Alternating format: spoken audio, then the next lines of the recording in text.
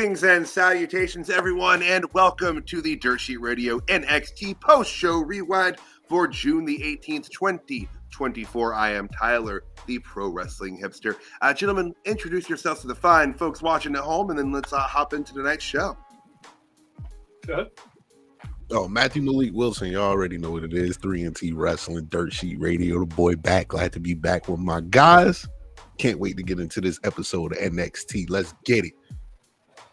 Hello, guys. I am Matt, a.k.a. That Corny Reviewer. I am the one that covers TNA Impact every Thursday night, and I am here for that specific reason. When we get to it, I am looking forward to this. Right on, right on. And before we hop into tonight's main event action, shout out to our partner on the web, comicbookclick.com. That's comicbookclick.com/dirtsheetradio for all of your pop culture, comic book, and professional wrestling needs. Live updates, lots of articles, lots of fun. Make it your homepage. Check it out multiple times a day, just like we do. Not because we're legally obligated to do so, but because we love it. Gentlemen, tonight's main event was All Ego Ethan Page taking on Javon Evans. And Javon saw a lot of story and a lot of action tonight. We'll talk about what happened with him at the opening of the show here in a bit. But tonight's main event sadly saw Javon Evans losing to All Ego Ethan Page in 10 minutes and 25 seconds via a Ego's Edge. This having some implications for the title picture, maybe having an effect on what occurred at the start of tonight's show. But gentlemen, what did you think of this match and the story going forward?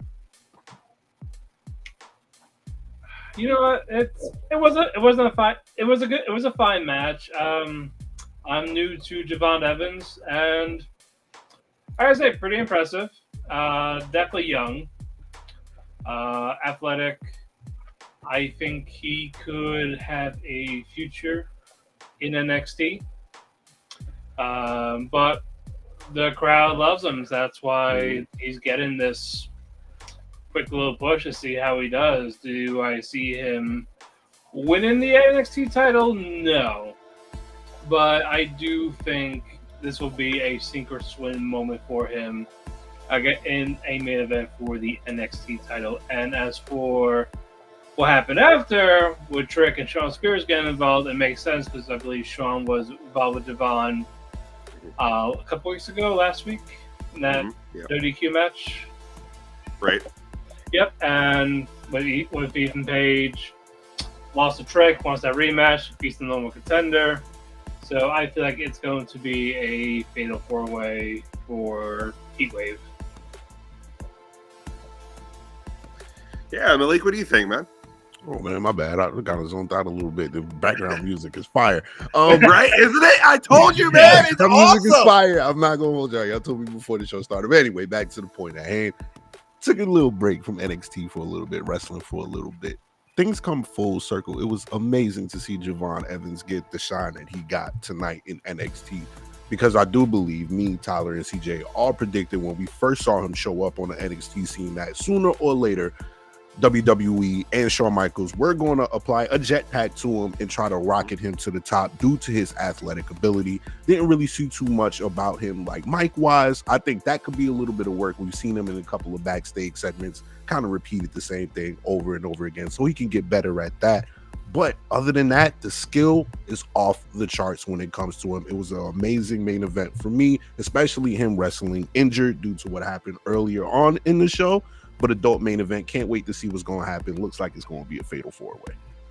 Yeah, definitely looks like it's leaning that way, especially with that ending shot tonight with all four guys down in the ring in four separate corners. Yeah, actually, I want to bring that up real quick too. That shot that just came up. Javon Evans's intro graphics are flipping awesome.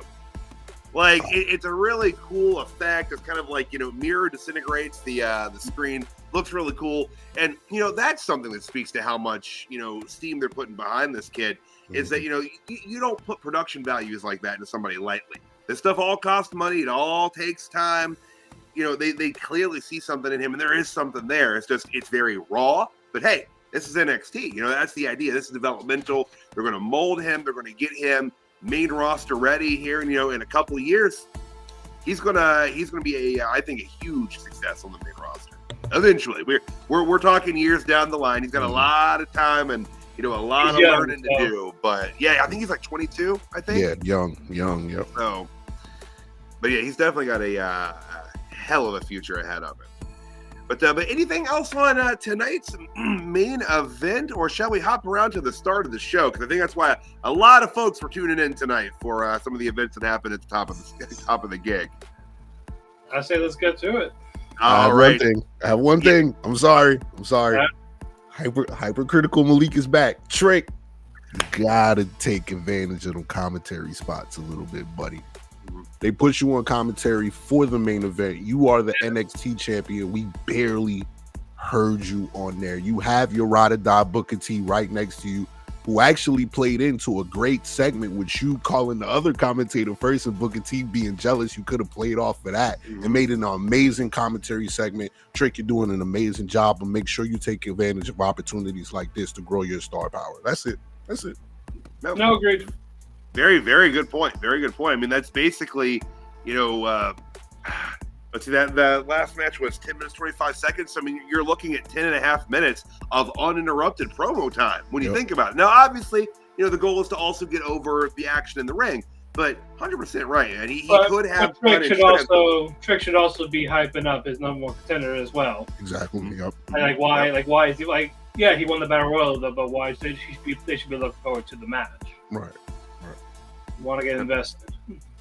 Right. And again, that's something it comes with time, but that is something to point out. It's something about Trick and his, not really his character, but him as a performer. It's one of those things where he's not main roster ready, and that is one of those things. But hey, that's what we're doing. That's why we're down here at Hick Bottom High, folks. That's that's what we're doing.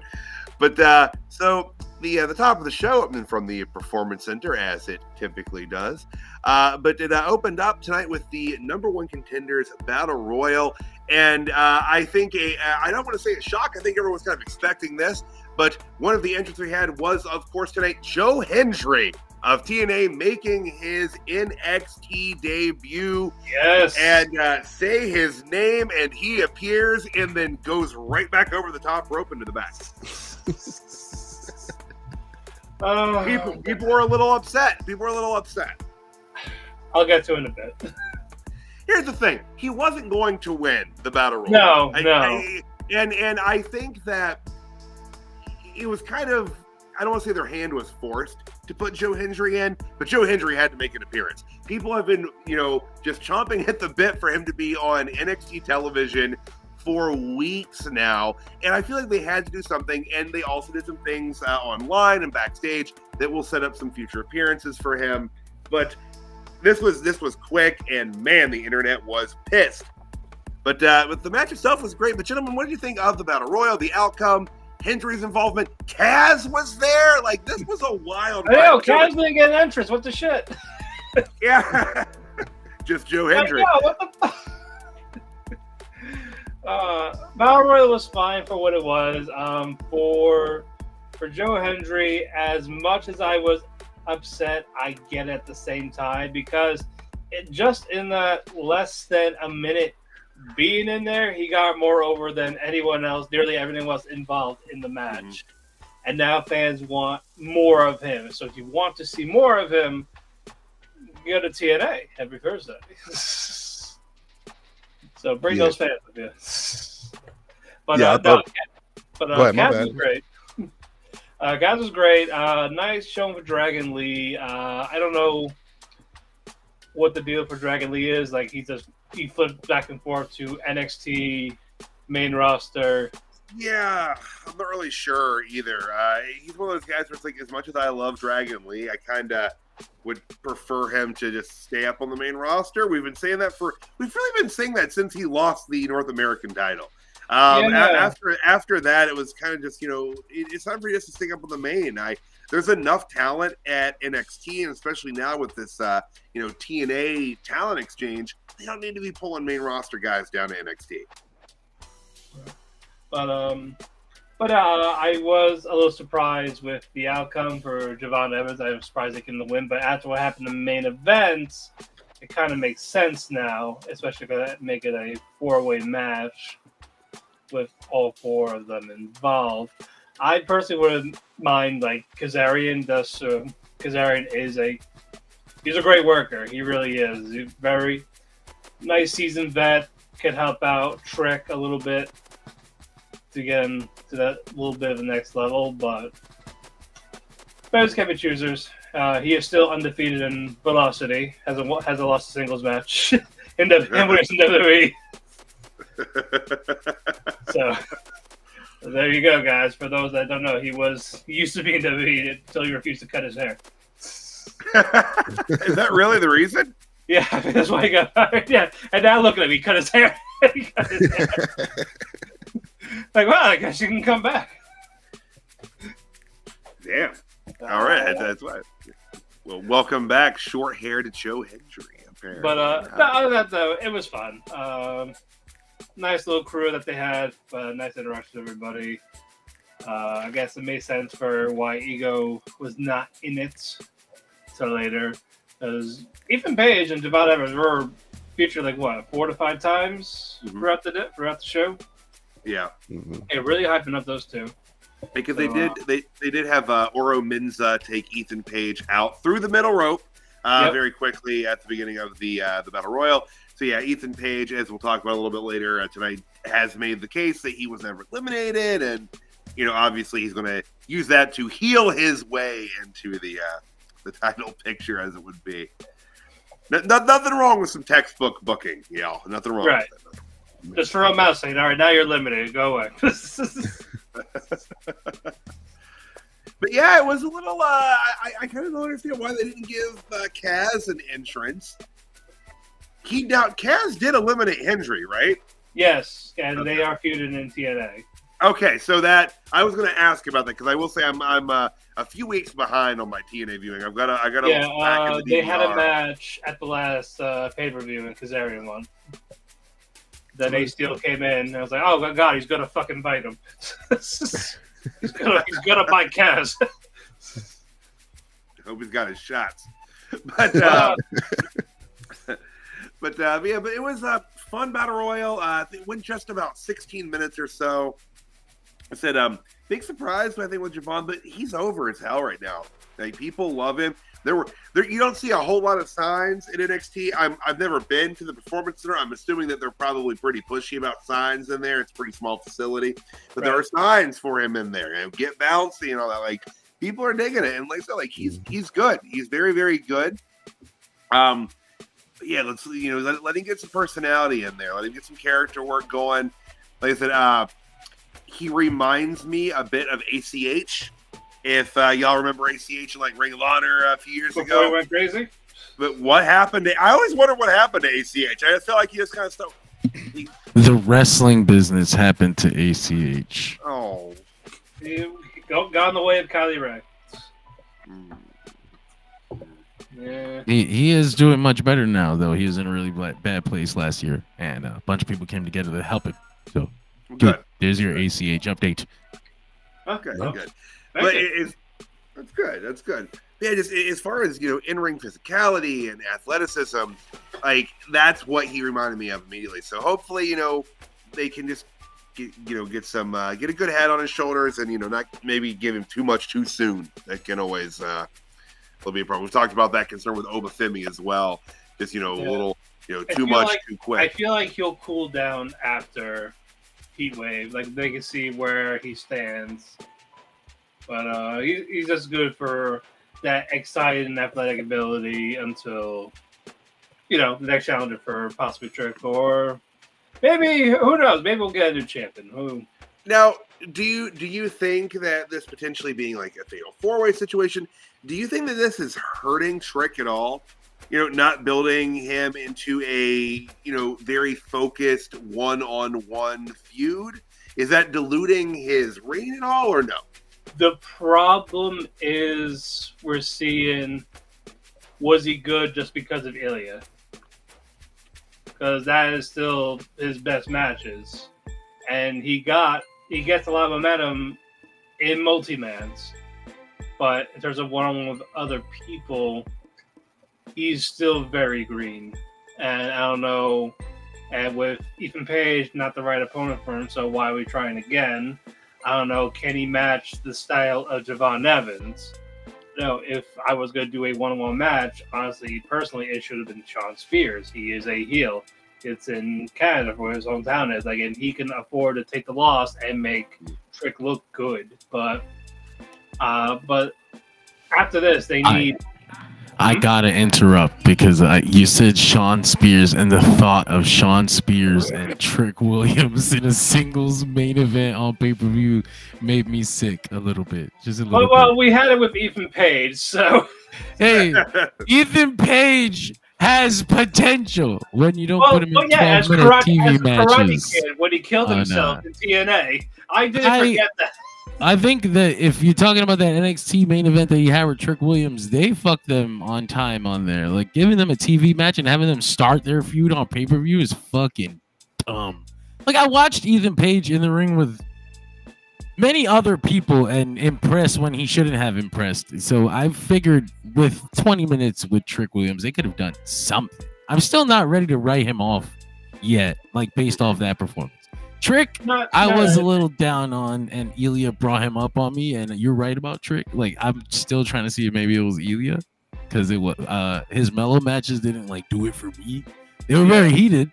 Don't get me wrong. It's Ilya, and he shines in multi-match when he gets backs. That's really it. Oh yeah, I agree with you there. But you said Shawn Spears and Trick Williams. Look, and I was like, Shawn ain't bad. We know this. He is a serviceable hand. Right. So that's why I say I think he could potentially help Trick a little bit. Like, give him like a regular match, especially if there's like, what, 2 weeks till Heatwave? Yeah, 2 weeks from Sunday. Yeah. Yeah, like not like a big feud match. Just, just something to give him that win in a hot Danny, I'll get to you crowd. Yeah, hey, Danny. Oh, goodness. All right, gentlemen, anything else on the opening battle royal? The decisions to have Joe Hendry toss so uproariously at the beginning of the match. The decision to have Javon Evans win.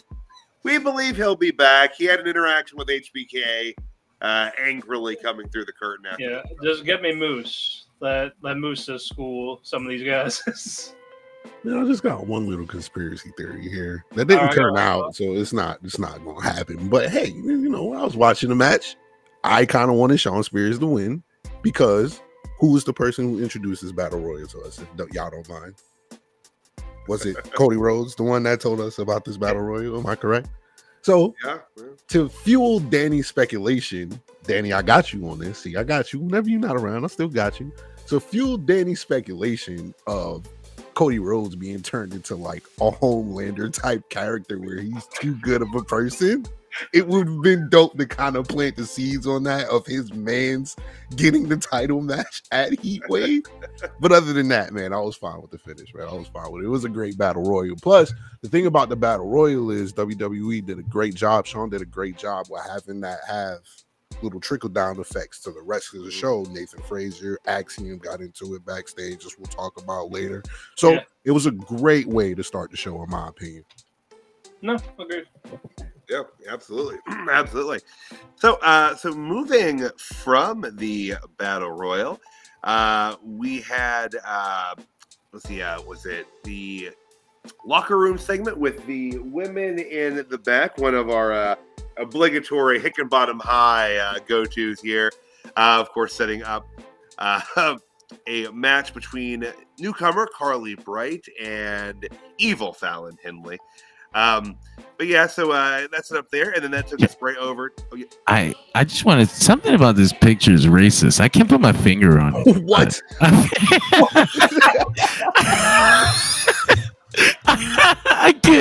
I can't identify it, but I really feel like one of them is about to say a slur or something. They're about to storm the Capitol. I want to know where they were on January 6th. Where were they? Basically, I really want to know where they were at. of the four of them, who follows Jericho? Yeah. By the way, I just feel like one of them has a questionable TikTok presence. It's Carly Bright. It's Carly Bright. I don't know why. I feel like it's Carly Where Bright. our researchers at? Go ahead, get into it. All right, guys, let's Google Carly Bright right now. No, but that's set up for a match later tonight, and then that will cut to Lola Vice practicing her strikes on a striking dummy back there. That dummy is staring Roxanne Perez down unnecessarily so. But they were just kind of discussing their tag match they were involved in later tonight, and it just kind of pushed the conflict between them and the will they, won't they, in terms of getting along and being able to keep the peace for their match later tonight. We're still backstage before our next match. Chase U giving Rich Holland a pep talk, telling him that he represented Chase U very well in that battle royal. You didn't injure anyone, Rich. Good job. Good job, Rich. Well, that's why he's in Chase U. He's taking Don't Hurt People 101, and right now he's getting a solid C+. Solid C+. He has barely hurt anybody in months. It's quite a success for him. Tyler, I need a quick, before I go crazy, I need a quick rundown.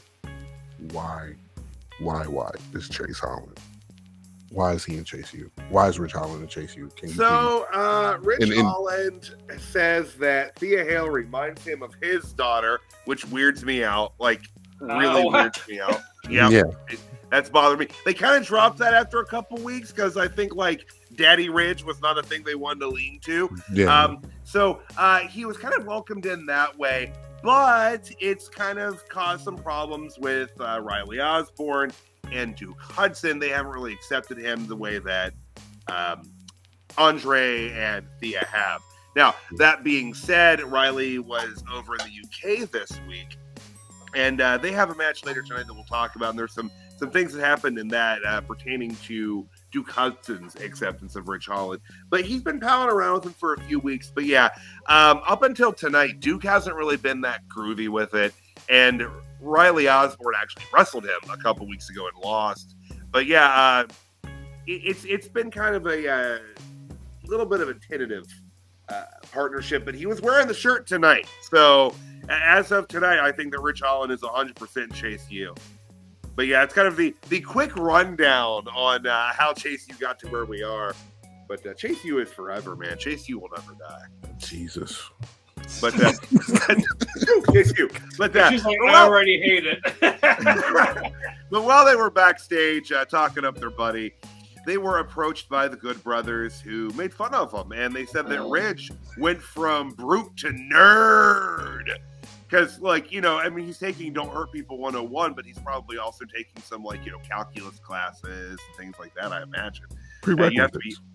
You gotta be a well-rounded student at Chase U. That academia is taken very seriously there. But this set up for a match later in the night between Chase U and the Good Brothers, and they had to restrain a very rabid Thea Hale. Thea Hale does continue to be one of my favorite characters on the show. She is such a fun character to watch week in and week out.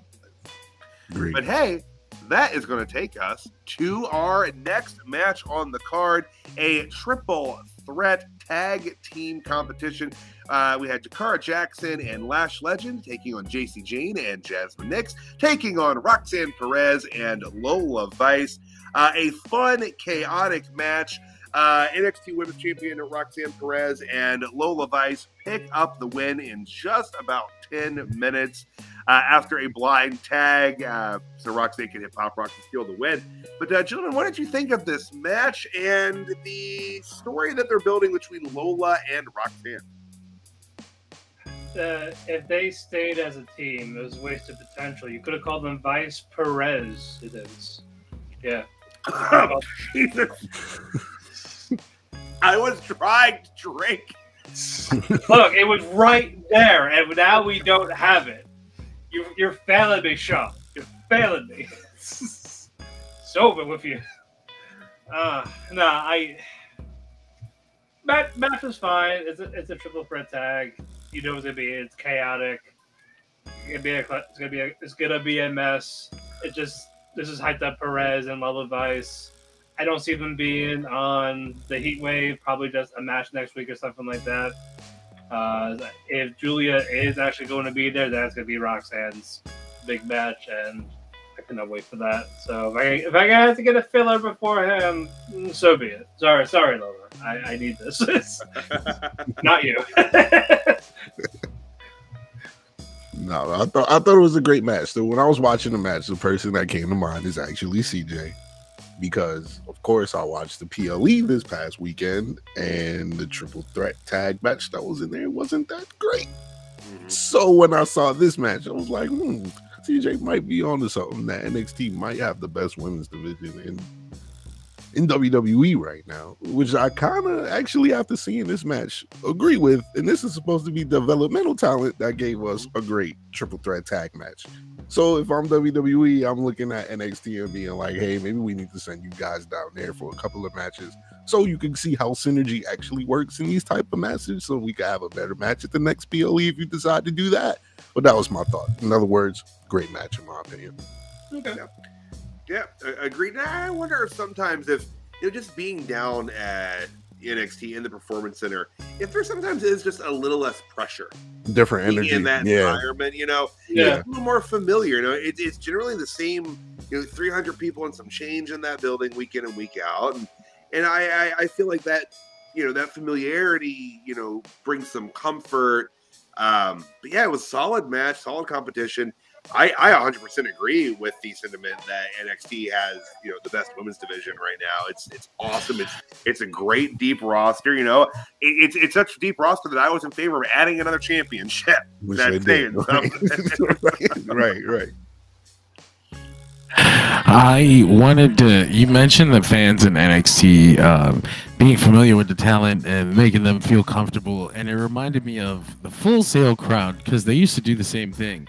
But that's how you ended up with a situation like the Ascension, where the Ascension was incredibly over. Like the count, the all that good shit.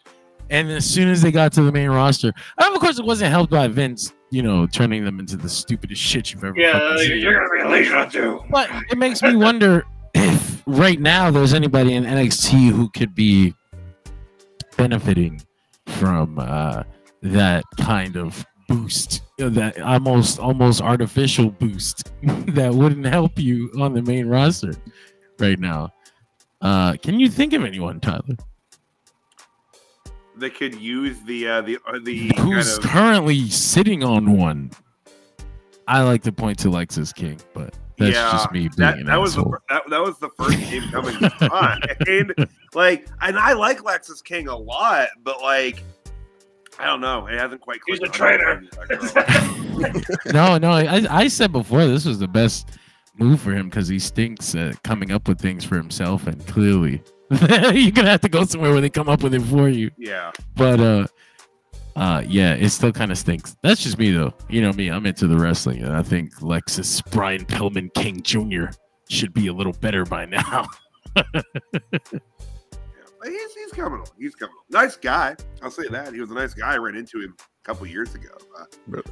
Yeah, he's good. He's like the slow build project, not get a big push right away. So I think if he improves, maybe we'll see more of him. But as of right now, it's just needs work. Yeah, I'll get there. Again, it's developmental. I've tried to be a little more patient with all the talent down in the flow right now. Well, he's better than being a fucking varsity. I think he's in a better position in NXT than he was in AEW.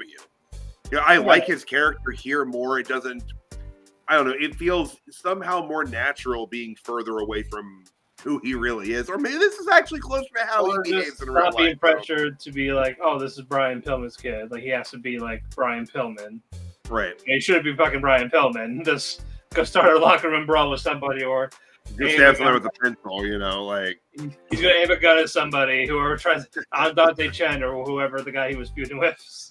You know what? Lexus King shot Chad Gable last night. That's going to be the big No, it was Otis. He was like, oh no, how would he do this? How did this happen? I was over there. Oh, damn. Oh no. Back to NXT and not the murder of one Chad Gable that occurred last night. We're backstage. Ava was congratulating Javon Evans right outside her office, and Ethan Page angrily rushed into the scene with all his ego, complaining about Oro Mensah attacking him, taking him out of the Battle Royal, that he was still in the Battle Royal, that Oro Mensah should be barred from the building, which Ava said, hey, yeah, he was thrown out already. But this led to a match, our main event that we discussed at the top of the show, between Javon Evans and Ethan Page. Gentlemen, what do you think of this segment? You know, how Javon came across character-wise, how Ava's coming along as a character, and I mean, how the newcomer to the scene, Ethan Page, looked here as well. Thought it was a great segment. I'm not too familiar with Ethan Page, so I'll let our TNA guys speak to that. But when it comes to Javon Evans, I think it showed his youth, man. I think this was a perfect opportunity to show his youth and his inexperience. You just went through a hell of a battle royal, man. You're the #1 contender. You don't have anything to prove to anybody. You're hurt. Why the hell are you taking the main event at the end of the night after all of that? That was my thoughts on it. But overall, great segment showing possibly why Javon Evans is possibly not ready for that one-on-one match with Trick Williams for the NXT Championship. Now, do you think Ava was buttering him up before the cameras got there? She hit him with the little, oh man, I wish I had booked the main event for NXT tonight. I can't think of anybody. That's like her dad. That's like her dad, the ultimate gaslighter. No, I know it's a dead subject, but it's still so weird to me seeing Ava in this position because it's such a non-position.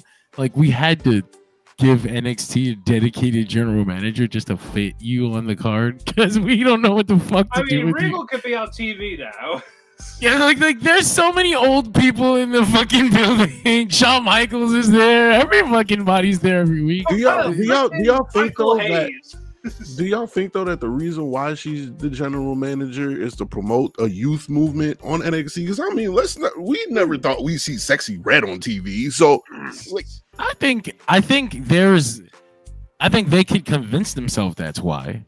But when you really think about it, it's so weird and unnecessary that there's only one reason why it could be, and it's the fucked up obvious one. Yeah. Well, they tried with her with Schism, and that just it was her knees. It's a damn shame, unfortunately. Yeah. It's not everybody's got knees cut out to jump onto them every week. Like when I see her, I don't see general manager. Yeah, no, it's part of it. This is a serious question because for some reason, despite the fact that I dress the way I do, I'm hypercritical of people's outfits in professional wrestling. Do you not take her seriously as a general manager because she dresses like one of Jennifer Lopez's backup dancers in 2005? So, like, if you look at her, she'll fire you on the spot. This is a power outfit here. You guys are not seeing the power in the skirt.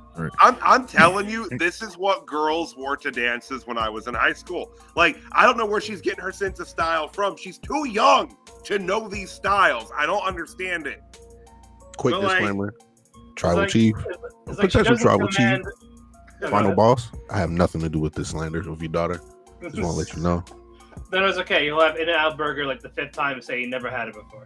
But no, it's that she doesn't present herself as this general manager. Like, she doesn't command attention or anything like that. Just, oh my god, you guys are doing great. Everything is great. That's not. I'll say. And you know, I was gonna say before I started to cut you off. I just wanted to say it's not even her performance as a general manager. It's just the idea that she is one. Like, she could dress in a pantsuit. She could be freaking Hillary Clinton for the next 9 months, and it would still be weird as fuck. You're like, why is the Rock's daughter standing there? Like, shut up. Get out of here. You suck as a cult manager. How about a general manager? I was gonna say, I will say she's improved a lot. Yeah, she has. In the past few months, like, you know, whatever acting coach they've got working with her, I wish they would, you know, plug into several other people on the roster. But she's coming along, and yeah, well, it's kind of hard to buy her as, you know, a authority type figure. Maybe partially it has to do with her age. I'm not sure, but like, while it's kind of hard to do, like, she's coming along. We mentioned earlier how there's a lot of fans who go to NXT every week and they're always there, and we have one of them right here, our boy Jay. What up, brother? Were you at the NXT taping tonight, or was it taped tonight? Was it already live? Can you hear me? I don't know if he can. He's in there somewhere. That little vertical box is him. Almost looks like the cover art from The Exorcist. I see him, but he can't hear us. There's a street light. What up? He's in there. He'll come. I think his mic is off. Oh, he'll get it. Figure it out. I believe in him. After what we saw Monday, I'm terrified for him. I hope that's not the NXT parking lot he's walking through. Oh shit! Yeah, no shit. That's You get the fuck out of there, bro. Yo, fellas, what's going on? What up? Hey, what up? Man, chilling, man. I'm in the parking lot. Just left from NXT not too long ago. Oh no! Get the Be hell out of careful, there! man. That parking lot is dangerous as hell. Nah, man. So, how was the show? I mean, to be honest with you, man, like, you know, I was happy because I saw Joe Hendry, okay? I ain't even gonna hold you. That made my day, you know what I'm saying? Like, to see, because I knew he was coming, I just didn't know when. And it was the night. Nah, man, to be honest with you, man, the show was good. To be honest with you, I still feel that Kalani Jordan shouldn't be North American, the women's North American champion. Like, I really feel that it either should be Fallon Henley, Sol Ruka, or Lash Legend. And I'm just being honest with you, man. Like, Kalani doesn't do it for me. Yeah, I don't blame you, man. Last week her promo was a little bit rough, and then this week her match is a little bit rough. So, like, which part of the performance did y'all like so much that she gave her the belt? But I agree with you. We were talking earlier. Yeah.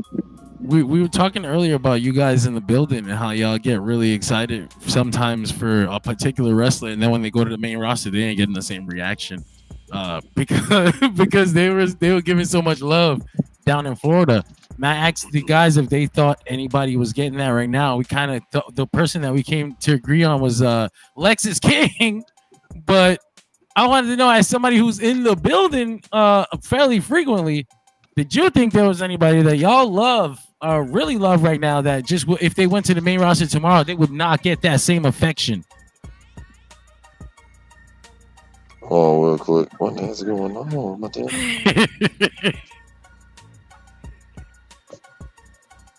I'm sorry, y'all. I'll give you 1 second, man. I'm trying to fix this audio on my damn phone, man, because I'm still out and about. I'm not even home right now.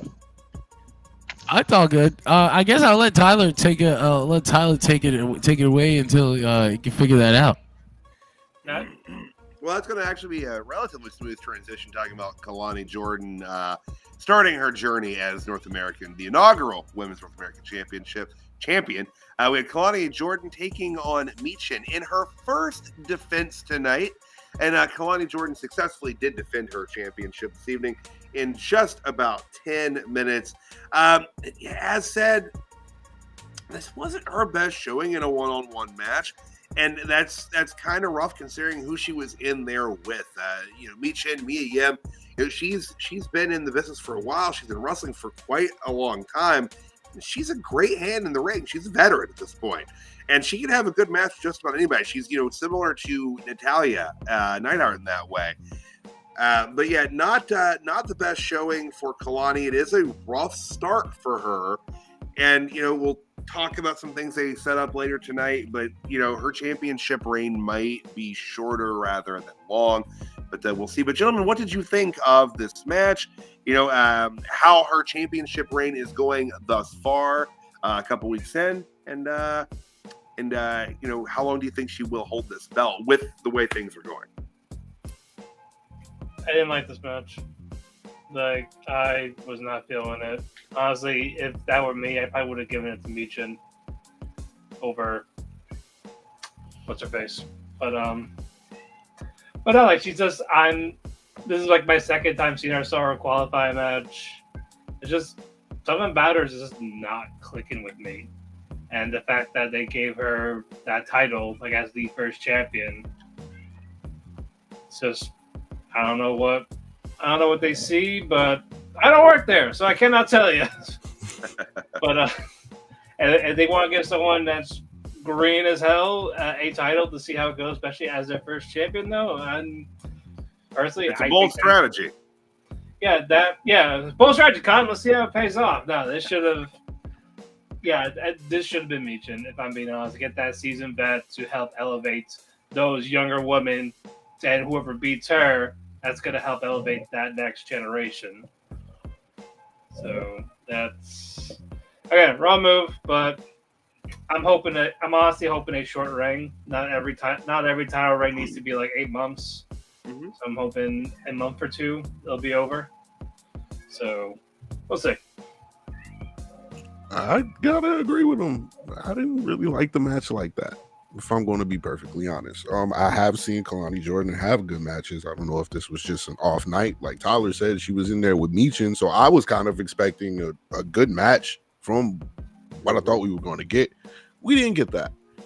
I'm with the short title reign thing. Here's why. You know me, I'm the heel guy on the show. I'm always looking for somebody to turn heel.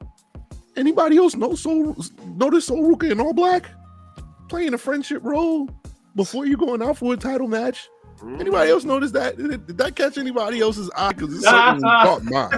You know, I did not notice it at the time, and now you say that, it is very unusual. She's usually in either white or bright colors in general. If we're getting a heel Sol Ruka who's about to turn on Kalani Jordan for that title, I'm here for it. Whatever. I'm here for it. So that was something that I realized tonight. I didn't know if anybody else would. I just figured I'd bring that up. Oh, man. That is a really good point. As far as it goes for the match, I wasn't really here for it like that. But if we're sacrificing Kalani Jordan's inaugural title reign for Sol Ruka's championship, who I think should be the champion anyway, let's go ahead and pull the trigger on that. I can get behind that. Sol was who I was, I either wanted to really honestly either Sol Ruka or Jada Parker to come out of that ladder match with the belt. Even that night I said, like, Kalani Jordan, of the 6 women in that match, she was 6th in my mind as to who would win it. And honestly, I'd have put her ahead of Michin only because I prefer them to, use NXT talent for these things. But even Michin would have made more sense than her just from the veteran perspective. And she has a tie to NXT as well. But yeah, I could get behind some evil Soul. That'd be, and again, it'd be good to give her that opportunity to see if she can do it. It's NXT. It's always good to see if you can play both sides of the coin. Some people aren't built for it. Some people are, but it'd be cool to see if they can make her evil. Take that character and find some way to make it dark. Because it'd be a little soon to what was it? But Fallon Henley just turned, about a month ago? But that's been going pretty well for her. I've dug her. Hey, happy birthday! 35. 35. Happy birthday. Hey, if you're here in the States, you can run for president now. So congratulations on that. I'd rather him. But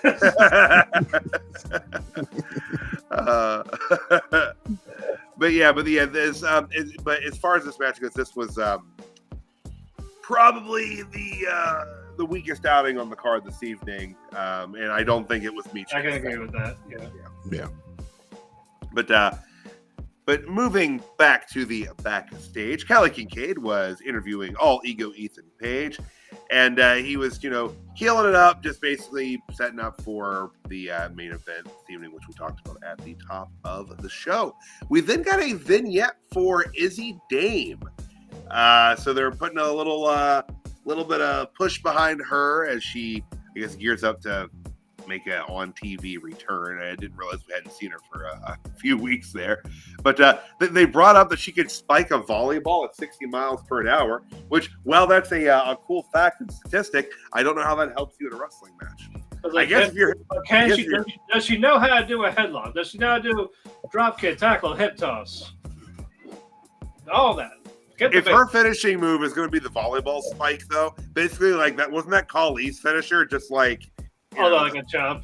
I think the idea is that if they're telling you she's played volleyball so that you can know that she probably looks really nice because volleyball players are all really hot. I have nothing.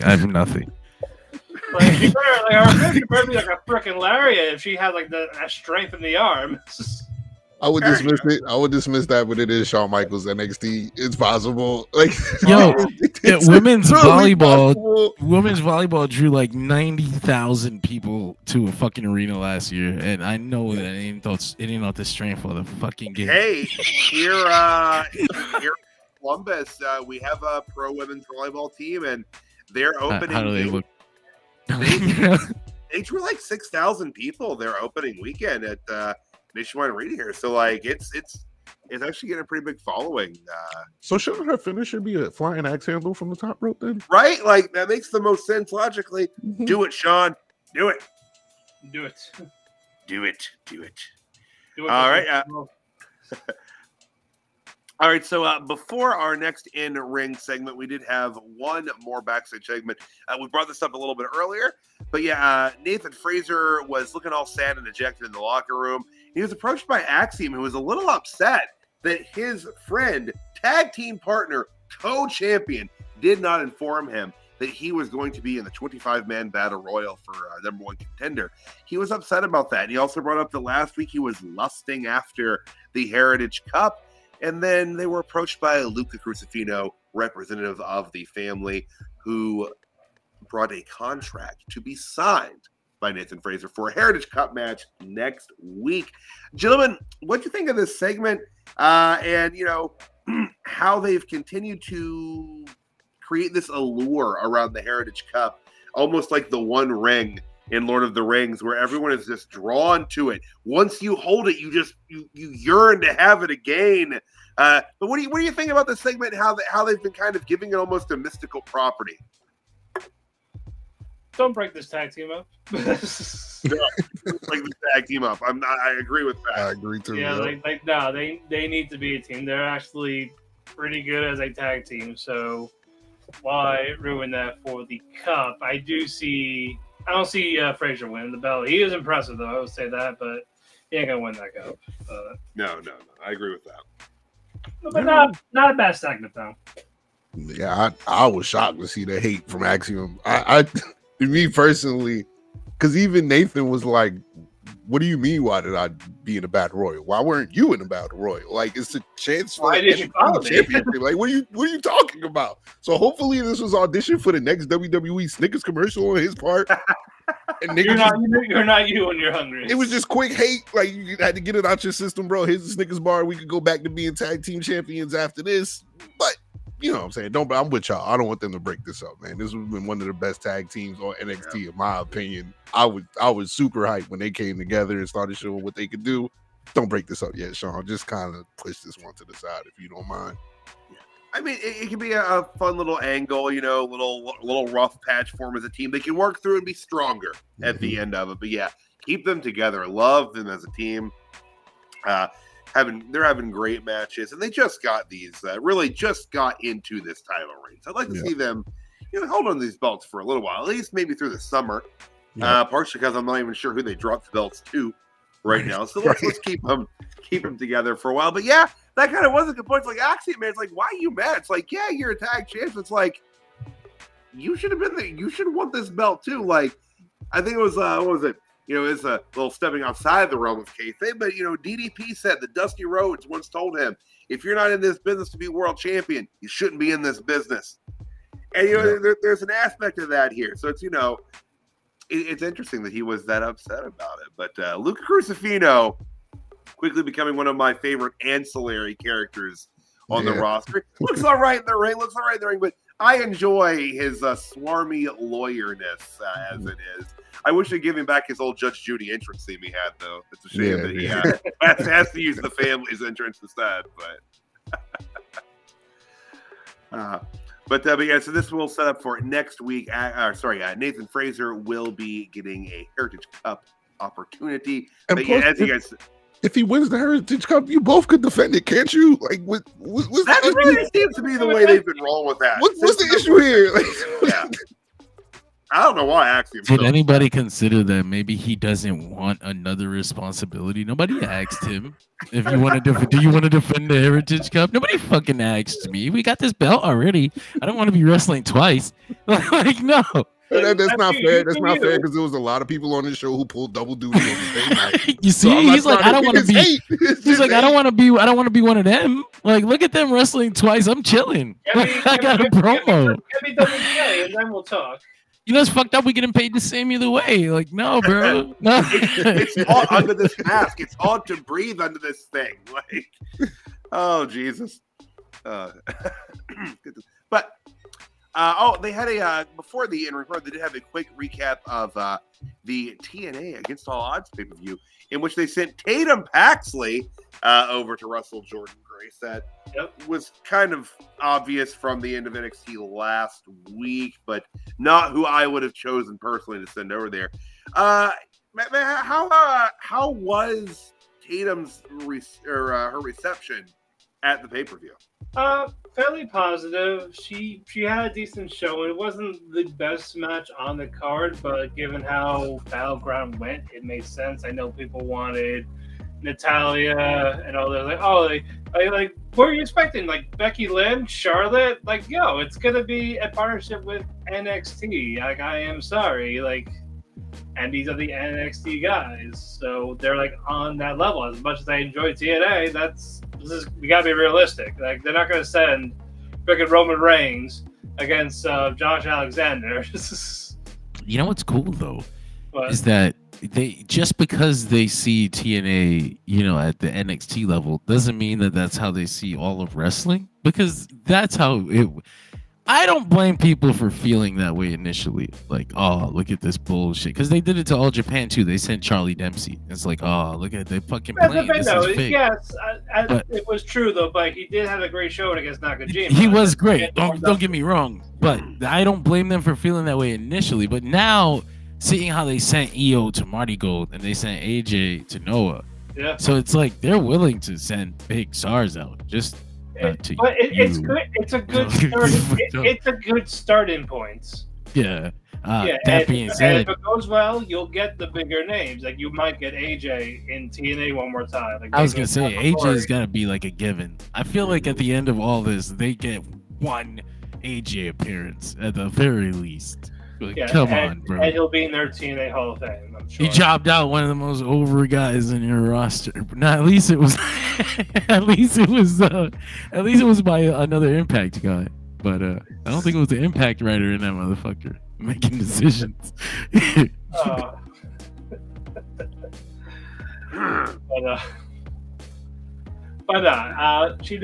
She did rather well. Jordan Grace, she's going to be a star if she ever goes to WWE. I wasn't high on her in the beginning, but after her little resurgence, she's been great.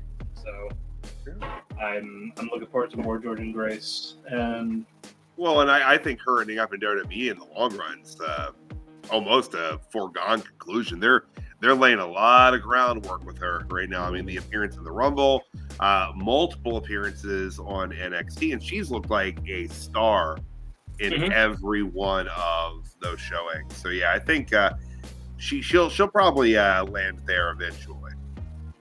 Agree. Yeah, whenever her contract's up. Yeah, and with the exchange, I mean, this could be sooner rather than later. And I've, if you believe everything you read on the internet, she's being paid pretty well for those NXT appearances as well. Yeah, 6 figures apparently. Yeah. So good for her as well. But no, get that money. If you're gonna get paid, get paid. Yep. But back to tonight's NXT show. We had North American champion and all-around badass Obafemi making his way to the ring to make his first statements since retaining his championship in that triple threat just a couple weeks ago. Yeah, he came out and laid it out. He's destroyed every challenge that's been placed in front of him. Multi-man matches, single-man matches. He has just pummeled everyone in his path. And who who can rise up and stand up to Obafemi. And this brought out the cardiac kid himself, Wes Lee, and the two sparred on the mic. Guys, what did you think of this and it setting up for a match between the two men? Obafemi doesn't seem to be taking Wes Lee all that seriously.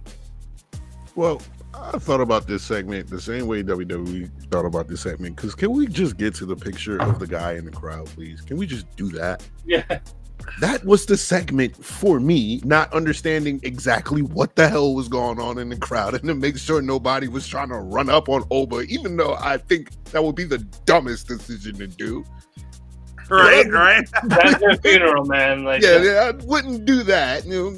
But other than that, I thought it was an okay segment. I don't know why. I understand the history of Wes Lee and the North American Championship. I get it. But when Oba said, "Who's next?" I rolled my eyes when Wes Lee popped out. Let's just keep it real. I'm sorry. I rolled my eyes because I don't believe it's believable for Wes Lee to beat Obafemi on this tear that Obafemi is currently on. I don't know if they just want this redemption story for Wes Lee, and that's the reason why they're putting him in here. Maybe he's the one to dethrone Obafemi, but I'm not here for that. I'm an Obafeminist. I want Obafemi to stay champion, so that's how I felt about it. No, I agree. I'm definitely an Obafeminist, and I think Obafemi is a star in the making. He has the look, he has the physique, he has the power. He works like a big guy, but at the same time, he can do those big flash moves that fit his style, and he has that tone in his voice of how he speaks. It's just he's intimidated. He's just like, I don't want to fight you. And that's the point. You don't want to fight him. No. That's the point. I like his presentation, and just give him time. Do not rush him, because when he goes to main roster, he could be a hit. He could definitely be a good hit.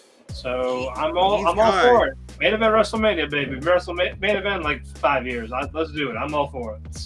He's got all the pieces there. He's got everything. He's got, the physique.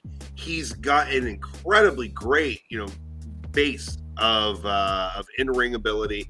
He's already good on the mic. Like you were saying, he's got that presence. And you can't teach that to someone. You have that or you do not. Charisma, that X factor, that's something that is just innate in someone. And he's got that in spades. And again, we've talked about this, he's so young. Hell, the fact of the matter is, if VKM were running the show, he'd already have pulled his ass up to the main roster, and then he already would have probably fledged and then fallen back down. But he's got everything. But yeah, give him time to fully develop.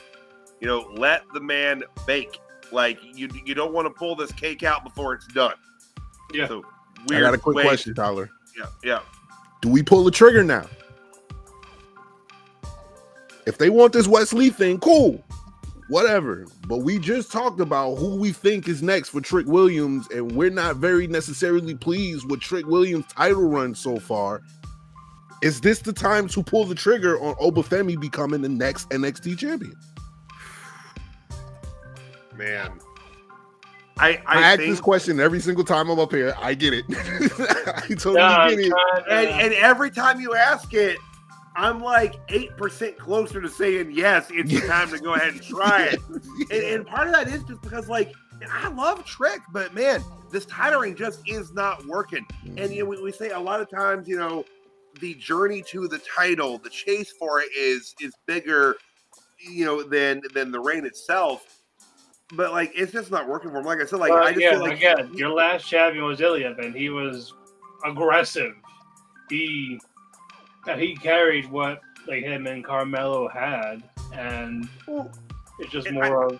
I think them dragging out the feud between he and Melo didn't really do him any favors in the long run, because it didn't make him look like the smartest dude in the room. But it's dude, it's obvious who fucking jumped you 28 months ago when this whole thing started. Good Lord, but that didn't help him either. But it's just not clicking. And I like Trick. Again, he's a guy. I think he's got all of his skills. I feel like they put it on too early.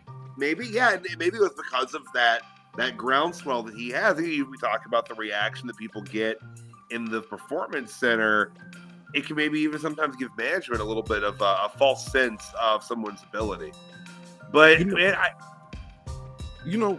I think Kevin Nash might have killed wrestling for me and how I look at it with his quote from Who Killed WCW the other day. It's just, we look at title reigns like Cody, like Trick Williams, and he said, hey man, the babyface, the chase is where the money is at. The minute you get the title, you get it off of them. Like the chase is where the popularity, where the pop is, that's where everything is going to be. So in that case, I mean, yeah, like the only exception is if you're like this huge name, if you have enough of the heels to work with, it works. But with NXT, they don't have much. Like they just put Ethan Page into the mix just a week in. Right. Like they didn't set up those challengers for Trick. So it's like, well, we're here now, so let's just throw people at him and see what clicks. Right. So that's the problem. Right. Especially with the people that you have called up. Like you could have given Dijak, but Dijak is now the catering champion. But yeah, now Dijak's refusing to do anything about the Wyatt. I wouldn't either. Look, if I get paid, I ain't touching them. No, I feel like I'm not jumping shit, yo. I'm just here to show up. I got my gear, but I ain't doing backstage. No, I'm gonna be in catering here. I'll guard the salads, but no, I ain't. That's it. Oh damn. All right, but before the next match began for us, we were backstage with the No Quarter Catch crew as Charlie Dempsey continues to lose his goddamn mind. Again, playing into what happens when you have to break your tie to the Heritage Cup. Your sanity goes with it. But he was back there with Tavion Heights trying to convince him to join in the No Quarter Catch crew. And this sets up for a match next week between Kemp and Heights. Guys, what do you think of this segment? Do you think that Tavion Heights will join the No Quarter Catch crew in the long run? Do you think this is a good fit for him? Something for his character? What do you think the direction here? I mean, he said yes. Did he say yes in there? He said yes the first time. He was like, "Hey, you want to join Quarter Catch crew?" He was like, "Yeah." He was like, "You drive a hard bargain." What? So, he just said yes. Like, what was the negotiations beforehand? Right. You know what I'm saying? So your ring comparison now with me being out for so long makes perfect sense. Because what the hell is going on with him in the dark room, not listening what people are telling him? So I dug this segment just because of that. Just was like, yo, he's lost his fucking mind, hasn't he? So I dug the segment just off of that period, but. I'd like to see where it goes from here, but I think he's going to join because he clearly just said yes.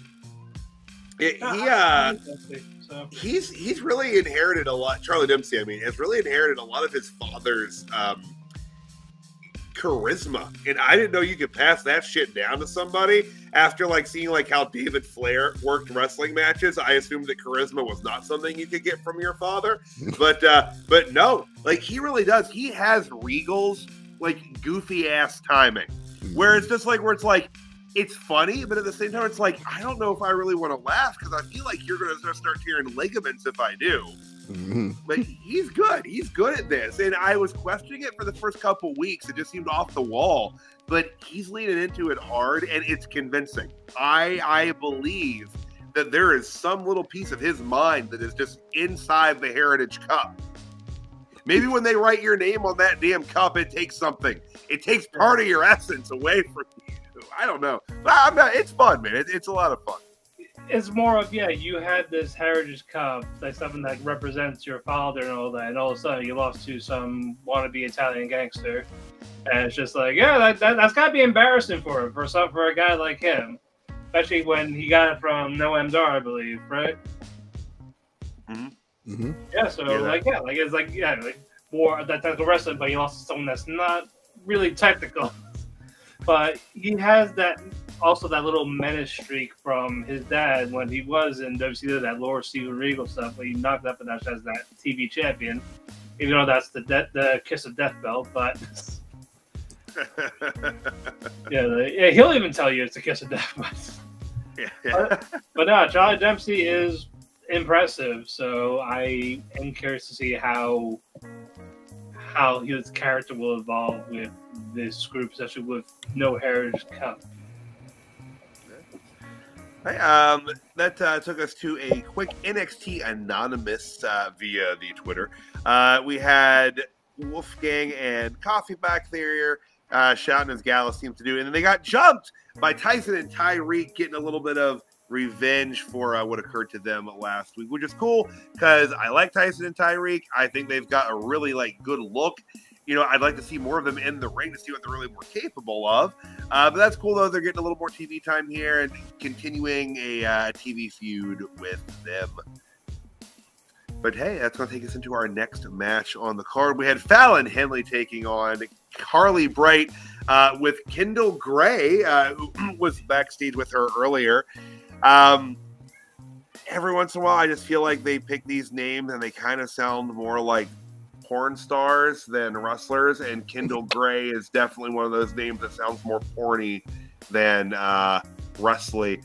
But Fallon Henley picks up the win here in 4 minutes and 20 seconds via a Shining Wizard. During the match, we had Wendy Choo appear and choke out Gray unprovoked. We already knew that Wendy Choo was leaning heel, but I think this just solidifies it. She is unhappy on the side of the bed she woke up on. Gentlemen, what did you think of this match? What they're doing with Wendy Choo, Kendall Gray's name, any of it? How you feel?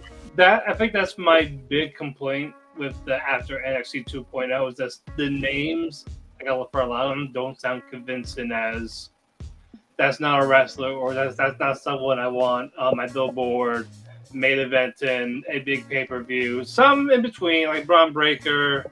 You know, I wish he was Steiner, Rex Steiner.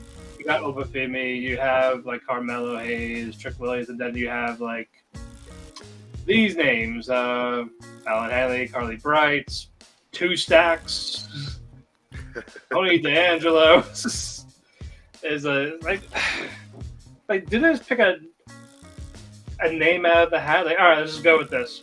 This is you. There is some name generator quality to some of them for sure. Yeah, this is where Shawn Michaels discovered the internet. It's oh, well, I found his name generator thing. Let's see what pops up. If I like it, it's yours. If you don't like it, too bad. Too bad. You're going to use it anyway. Yeah, it's a squash match, so I get what you get. When we first started the show, I mean, I fumbled names left and right constantly because a lot of them sound so similar. And again, they're all built the same way. It's very interesting. It's almost kind of like a little unusual first name, very traditional last name. I don't know. I don't know how they're doing it. I'd love to know. I want to know who's coming up with these names. But no, like you said, the match itself was more in the squash category for sure. Yeah, it was about Wendy Choo is just Wendy Choo right now. So she's we have another dark character. Oh joy, oh bliss. But here we are. Yeah, I didn't. The match was. Man, I mean, you had a rookie in the ring. I mean, better than title match. Yeah, I mean, Wendy Choo was the highlight for me. I mean, good God, Wendy Choo. I'm glad you woke up. She made her pass out in a second. Wendy Choo was the highlight for me in the once. Oh my God, Wendy Choo. Yeah, they definitely should have had her on TV more often. Anyway, regardless, because of the character that she's got. But this dark side of Wendy Choo. Yeah. I'm here for that. It's kind of weird though, the timing of it, because you just had the Wyatt Six debut this Monday. Big so having this character is well, why she's not with the Wyatt Six or whatever? I don't know that. You know, but hey, shout out to Wendy Choo. She looked good as hell in that. So with it. Oh, right on. Plowing forward, we had Eddie Thorpe in the world's most dangerous parking lot as he was leaving for the night. Someone in the background was getting arrested because, as said, this is the most dangerous parking lot in the country. Just for a quick little interview, just kind of reestablishing who he is as a character. Very positive, very calm. But yeah, real quick, anything on this segment, guys? again, it was just an okay segment. Now it's more of that we did see him actually show that he's actually worth going for this reinvented himself ordeal. So it really depends on how he presents it. So I can't have an opinion on him for that. Is that Carl Fredericks in New Japan, John? If he's there. Yeah, yes, it is. Yes, it was. Yeah, that's right. Yeah, that's right. He went crazy. I remember that. Yep. That's why I was really hoping this works out. Then he can go away. He can go away then. But yeah, that was it for me. Yeah, I got nothing. I'm good. Right on. All right, so that'll take us. Well, I guess before our next match, we do have to talk about our weekly crazy things with Brooks Jensen. We did have Brooks in the background of the OBA. So he was pulled out of the venue forcibly at some point. I don't know. I couldn't find any. Usually I can find some sort of clip of it, but I couldn't find anything.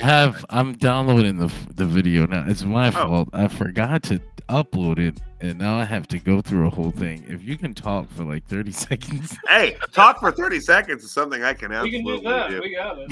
But yeah, so this is, I think, the third week in a row that he has kind of forcibly come into the Performance Center. I don't think he cut an in-truck Facebook Live promo this week off of it, but he has also done a couple of those. But his contract is up, I believe, on the 21st, if I'm not mistaken by that. So I think the trajectory for him is probably Thursday nights. So I hope you enjoy Brooks Jensen, because you're probably going to be seeing him a lot.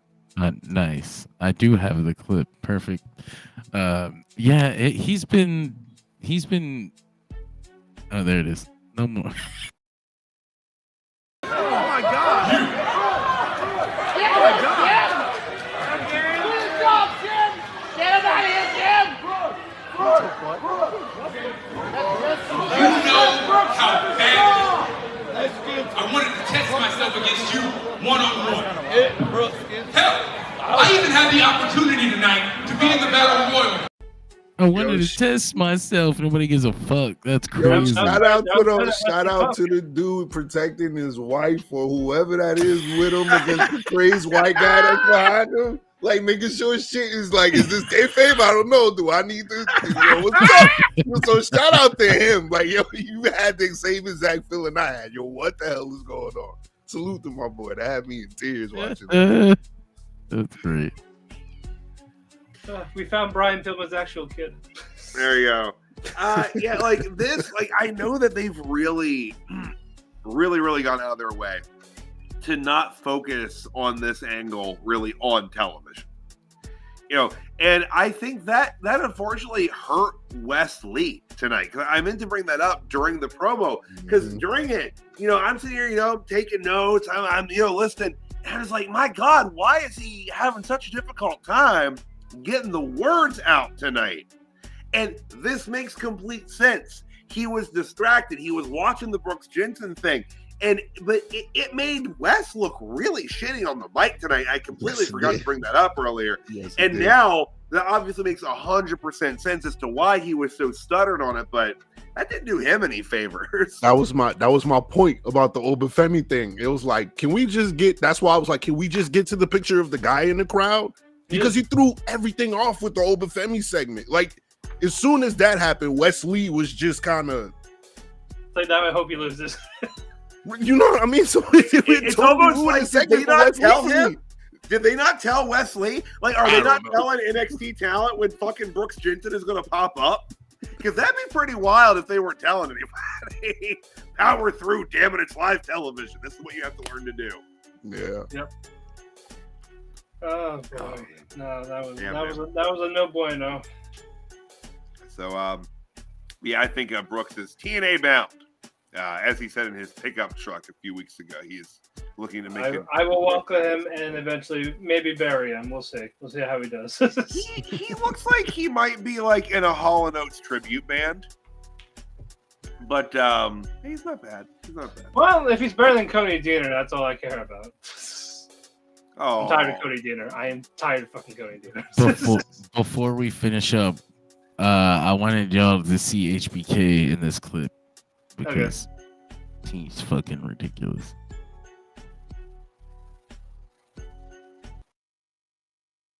King of TNA, he took the first shot. Oh. And if it isn't Shawn Michaels, was that your idea out there? 24 men against me, Joe Hendry versus NXT. Well, you know what, Shawn? I can show up anywhere, anytime, on any show. All you gotta do is say his name.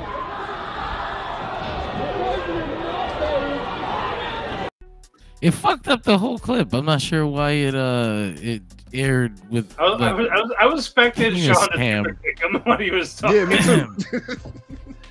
Damn, I believe the app is acting up on us. That's crazy. Ruined the whole thing. Well, I guess it's on Twitter. It's on the Twitter machine, folks.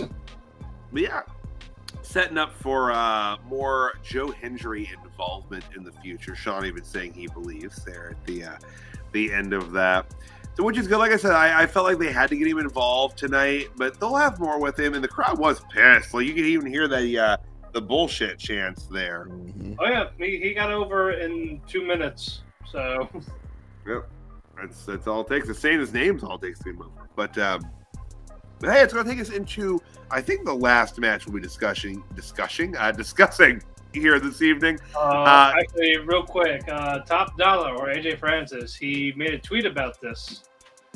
Joe Hendry already with more mic time than I ever got on SmackDown. Good on you, kid. Bring that title back to Papa. Edited. Had to edit this tweet because I see even though he got more mic time than Top Dollar, he got booked exactly like Top Dollar. God, man. Wow. Wow. Well, all right. That's the Cheese of Champion for you. All right. I don't think. I guess he's not looking to come back to the Fed anytime soon with those tweets. No. Somebody said Cheese and Champion. Wait, whoa. That's what Joe Hendry called it. He made a song for AJ Francis and called him the Cheese of Champion. That's a crazy bar. I'll send it in the group. But man, he wrote like 3 songs on.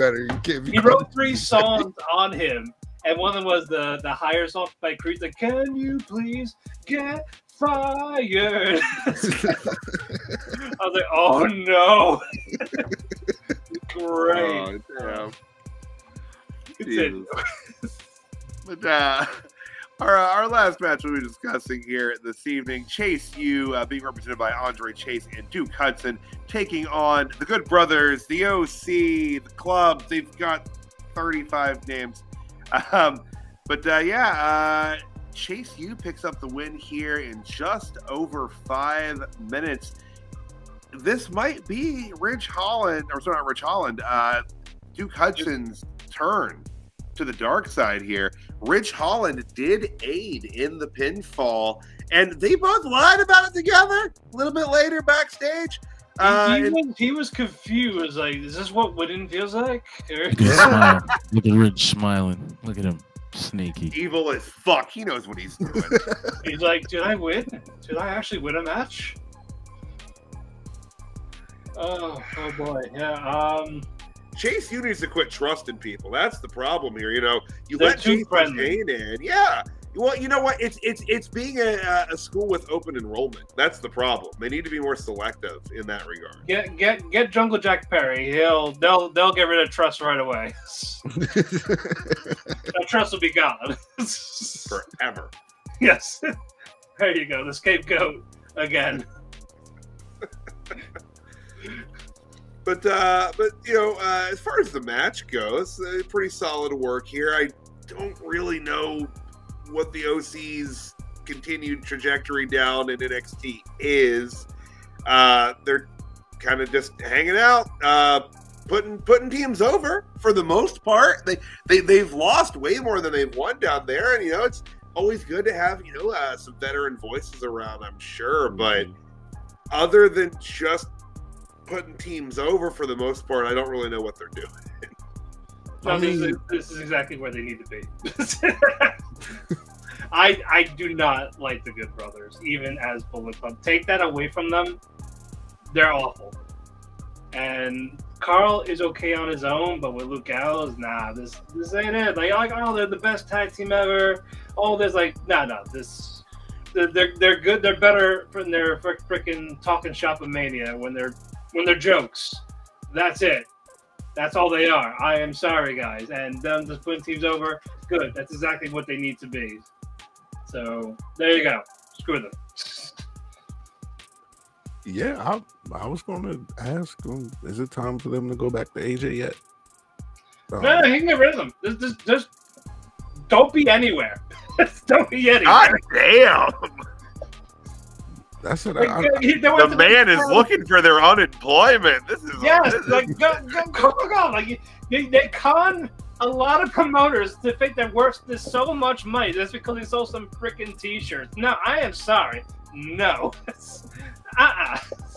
They can go back to New Japan, be with David Finlay, go fail. Let's go fail somewhere else. That's it. I don't care. Damn. That's going to do it in terms of matches tonight. We did have one last backstage segment that set up for a match next week. We had, Ava was back there congratulating Kalani Jordan on her successful title retention this evening. And Kalani was talking about who she wanted to have as her next challenger, someone who is kind and nice to everyone and doesn't complain and puts in the effort. She wanted her friend Sol Ruka to have the next championship for the potential evil Sol Ruka. But she was approached by Ariana Grace, Miss NXT herself, and she said that she should perhaps have that opportunity. So next week we will have Sol Ruka taking on Ariana Grace, and the winner will then face Kalani Jordan. They did show backstage when Kalani was making her way to the ring, Ariana Grace waved at her very politely, and Jordan just walked right by her, so rude.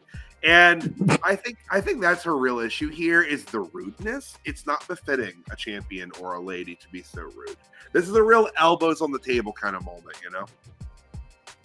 I appreciate you trying. Tyler Brock, they don't care. I don't know why the prom queen felt she deserved a title run, but sure. Look. NXT should really hire me to do some certain media things for them because I can make sense of almost any angle that they're going to pull forward. I do my damnedest. So, but yeah, this was set up due to not waving is how I'm viewing the feud. So it's almost like, I used to play a lot of GM mode on SmackDown versus Raw, and I'd have to invent the reasons that these kind of feuds were taking place. I once booked CM Punk in a feud because someone else liked Coke. So that was kind of Look, there's been worse stuff to make it to television than that, guys. But yeah, but that's one of the matches that we have set up for next week. But guys, that's NXT for June 18th in a nutshell. Before we hop into our jobbers and megastars of the night, anything else on this evening's episode? Decent show. I don't watch NXT a lot, but when I get a chance to, they're not bad. Like they have some talent. Some need work, but every company is like that. Some great, some not so much. But with the people that got highlighted, they definitely got highlighted well. They were the main focus. So Javon Evans, Ethan Page, the partnership with TNA, so Joe Hendry, Kazarian, and just some storyline progressions like with Chase U and Charlie Dempsey. There's stuff going on. So it wasn't a bad show. So I feel like my time was not wasted. So I can put it like that. Excellent. Yeah, but add on to that, from a person that's taking a little break from NXT, I see the development. Like sometimes you need to take a step back away from something to see exactly what the company is doing. And I had an opportunity of doing that. Roxanne Perez looked better in there. Sol Ruka looks like she's on the way to a hit. It just seems like they're developing these characters a lot better than what I thought they were doing down at Obafemi seemed larger than life, like more so than what he seemed like before. He seems like cemented in that role now. So I'm happy to be back. I was happy to watch NXT this week. It felt like a bigger show than NXT, in my opinion, this week, just coming back from seeing it. So shout out to them and what they're doing at NXT. They are doing a great job. I know we can sound hypercritical up here, but overall, with the talent that they have, they are doing a very good job so far. Yeah, absolutely. Absolutely agree 100%. And as kind of an aside, before we hop into the Jobbers and Megastars, if my math is right, and I'm going to preface it with that, if my math is right, I was an English major, y'all. Math is not my strong suit, but if I did this correctly, there was 56 minutes and 30 seconds of bell-to-bell action tonight on NXT on a 2-hour and change program.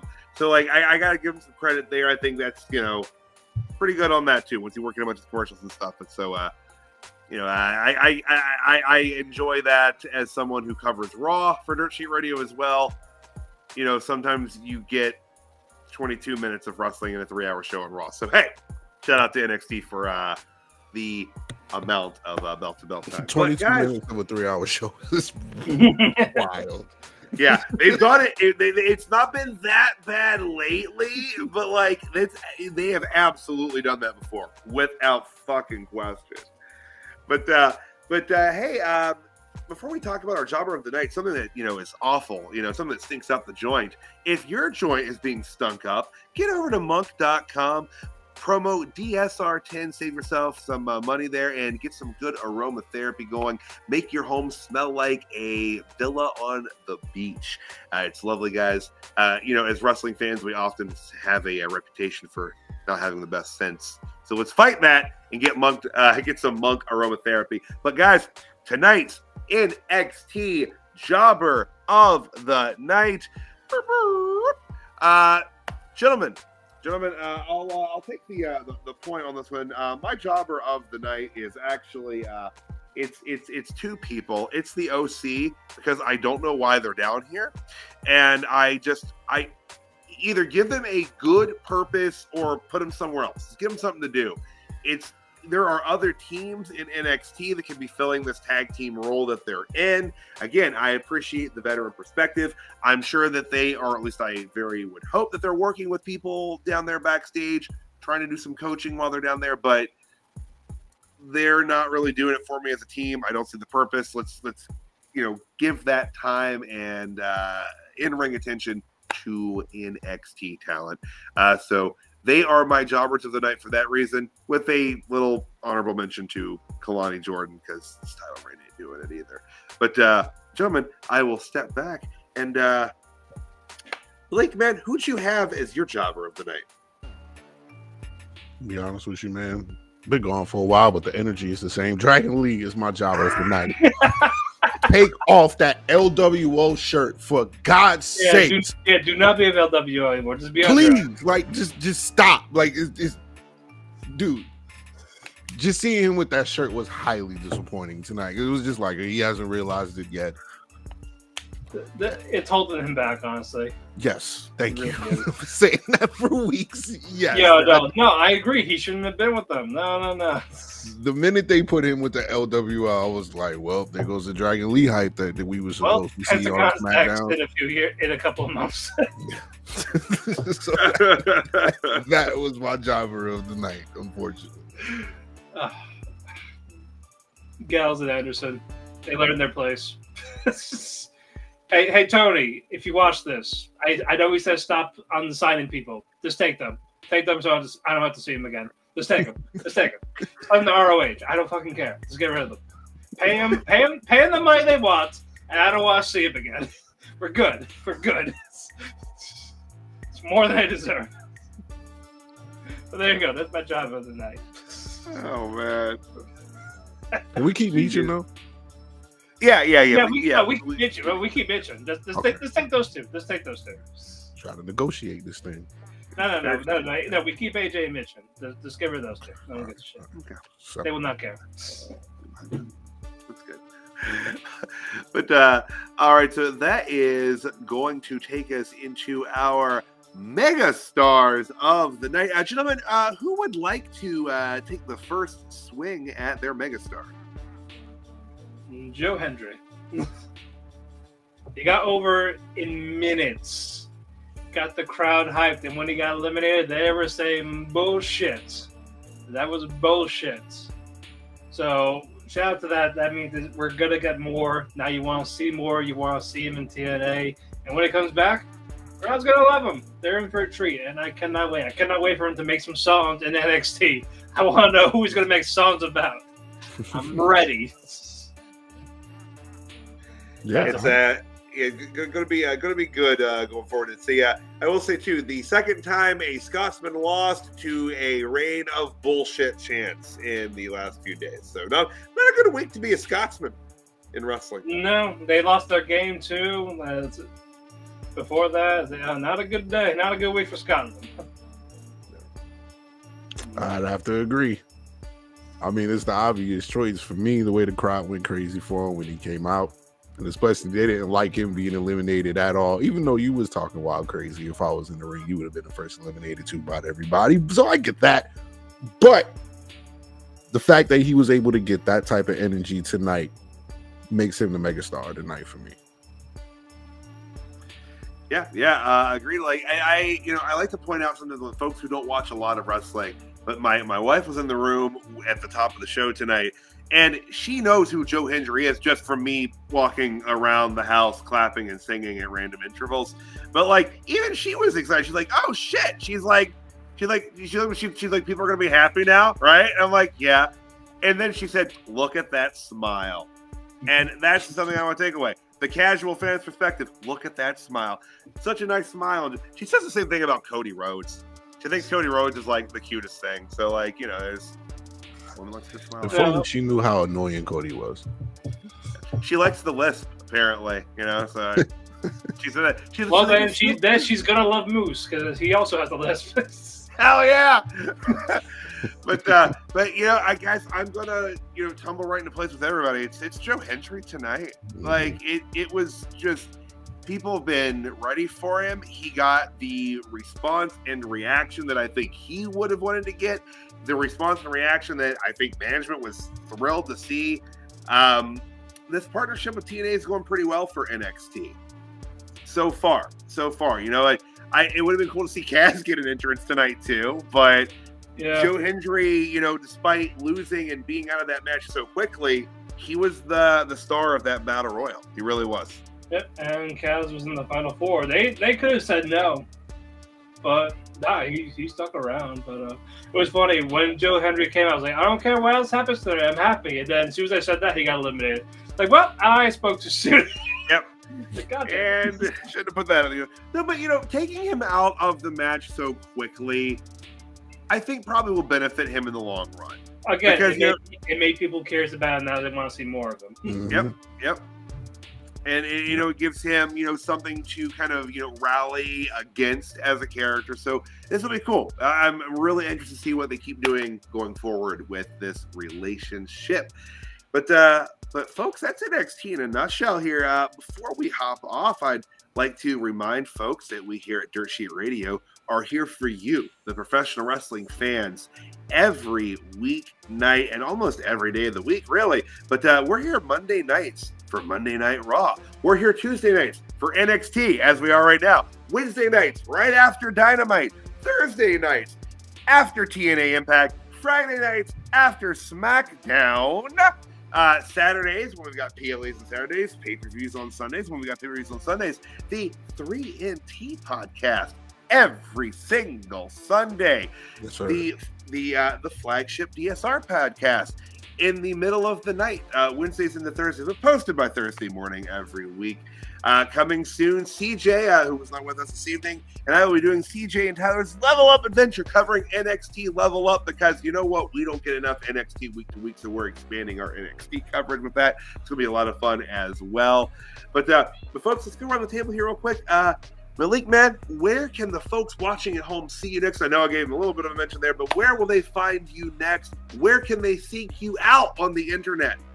You can seek me out on Facebook and Instagram, Malik Wilson. Shout out to MLB Bro MLBBro.com, covering all black baseball players. Make sure you go check that out. And the next time you will see me, I will be showing back up on Friday Night SmackDown this week, making my return to cook anybody who disagrees with me, including John, including him too.